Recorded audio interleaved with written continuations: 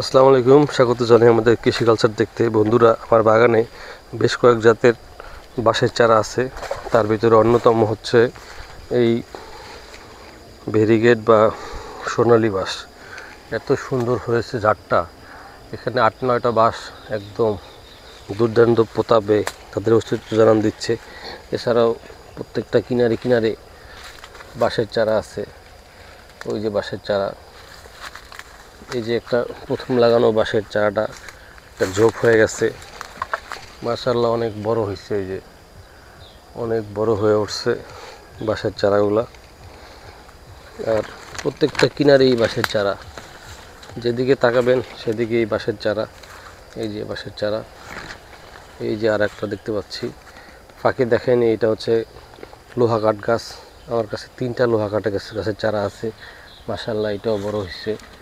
এটা টিস্যু কালচারের কলা গাছ, যেটার নাম G9। যদিও আমি একবারও কলা খেতে পারি নাই, গাছগুলো অসুখে মরে যায়। আর একমাত্র বেত গাছ,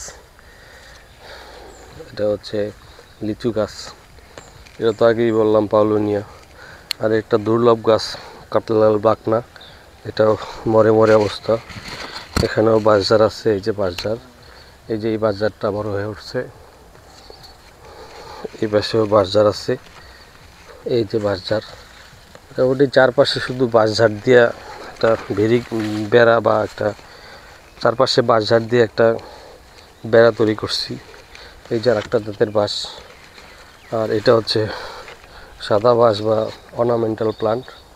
এরকম আরও একটা বাঁশ আমার কাছে আছে, সেটা হচ্ছে বুশ ব্যাম্বু বা ঝাড় ব্যাম্বু। সেটাও দেখাই দিই।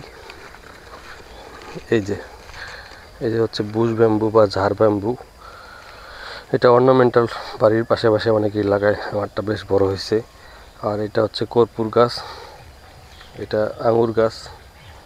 এরকম করে গাছগাছালিতে ভরা। আর এটা হচ্ছে ভিয়েতনামি লাল নারিকেল গাছ। আর পুকুরটা তো দেখাইলামই, এই যে এখানটাতে আমার পুকুর। তো এই হচ্ছে আমার খামার।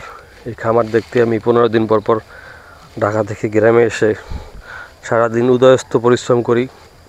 এই বাগানের গাছগাছালির যত্ন এই ভাবি যে কোনো একদিন এগুলো আমার সম্পদ হয়ে উঠতে পারে। এটা আমার একটা ভালোবাসার জায়গা, আমার একটা প্রিয় স্থান, যেখানে আমি সময় কাটাতে ভালোবাসি। তো যখন আবার আসবো আপনাদেরকে ভিডিও করে দেখাবো। তাই আমাদের জন্য দোয়া করবেন, আপনাদের জন্য দোয়া রইল। সাবধানে থাকবেন। আসসালামু আলাইকুম।